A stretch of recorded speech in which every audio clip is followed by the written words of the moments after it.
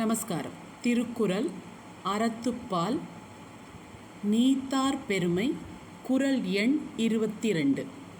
துறந்தார் பெருமை துணை கூறின் வையத்து இறந்தாரை எண்ணிக் கொண்டற்று என்கிறார் நம் திருவள்ளுவர்.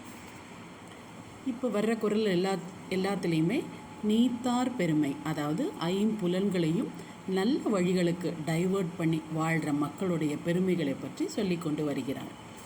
ஒரு கம்பேரிஷன் எக்ஸாம்பிள் சொல்லணுன்னா, இப்போ நமக்கெல்லாம் மழை அதை பார்த்தா நமக்கு என்ன செய்ய தோணும்? அடடா மழடா அட மழடா அப்படின்னு இறங்கி குதியாட்டம் போட தோணலாம்.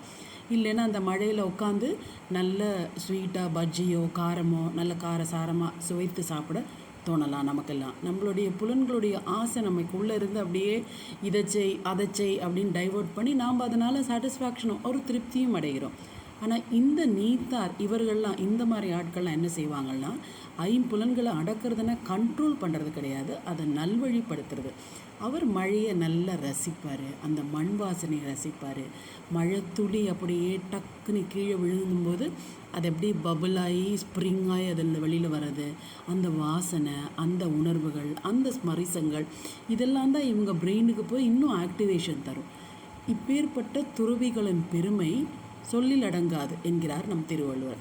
துறந்தார் பெருமை, இந்த மாதிரி ஐம்புலன்களுடைய ஆசைகளை கோபதாபங்கள் எல்லாம் துறந்தார், அதையெல்லாம் விட்டவங்களோட பெருமை துணை கூறின், அதுக்கு ஒப்புவமாக, அதுக்கு உதாரணமாக ஈக்குவலாக என்னத்தை சொல்ல முடியும்?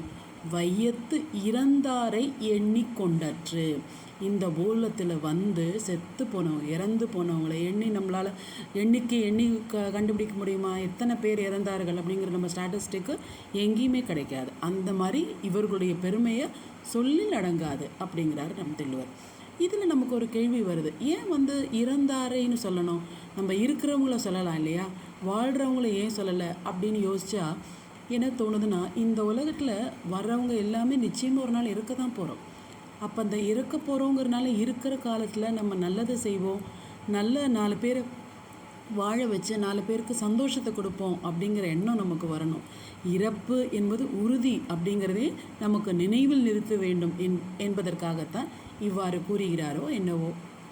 நாமும் அதை மனதில் கொண்டு வாழும்போது 4 பேருக்கு நன்மை செய்து இன்சொல் பேசி நல்லவங்களாக இருந்து நல்லதை செய்வோம். தேங்க்யூ.